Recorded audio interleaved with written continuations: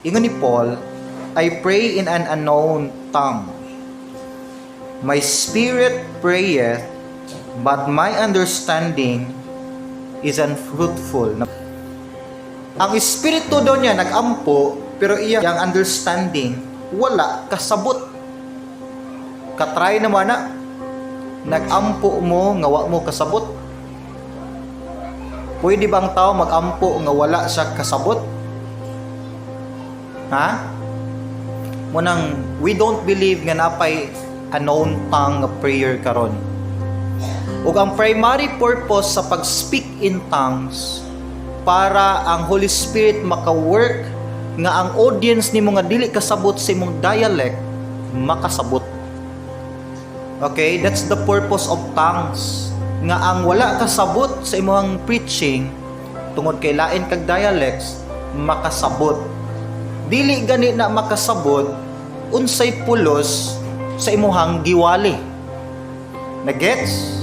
Ingon ni Paul, my understanding is unfruitful. Wa gyud ko'y nasabtan. Ngani kulis yung balay, niduta sa waling pastor no maayo di siya mo tongues. Nya na kay nasabtan wala. Dili na sa work sa Holy Spirit, kaya ang work sa Holy Spirit pasabton man ka. Sabtan. Mo na sa time sa mga apostles, if they will speak in tongues, nagi 2 or 3 men nga mag-interpret. Kay naa may gifted sa tongues nga walay gift sa understanding.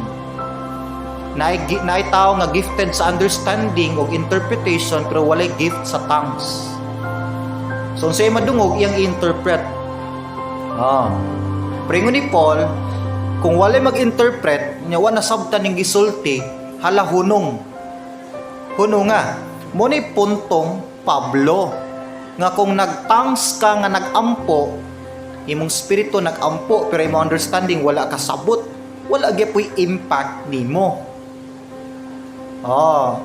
Kay lagi ang pag-ampo man good, both spiritual o ang ato aning human man good ngayon yun connection. Kung mag-ampo tas Ginoo, wala na nagpasabot imong espiritu lang ang nag-ampo. Apil diha imong kalag o imong body. Mo bitaw imong body mo luhod. Kay nihatag kag reverence sa imong giampuan. Mo bitaw mo ampo ka mo piyong. Pag piyong nimo physical man na, body man na. Pray ka mo piyong ug mo duko. Unsa na gesture, posture na sa imong body. Imong body mi ampo. And then paglitok nimo, our Father in heaven.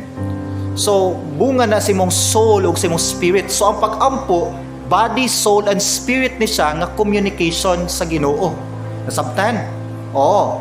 So, mag-ampo ta, dili gid pwede nga ang espiritu lang. Kuyog yun ang atong soul, even ang ato ang body.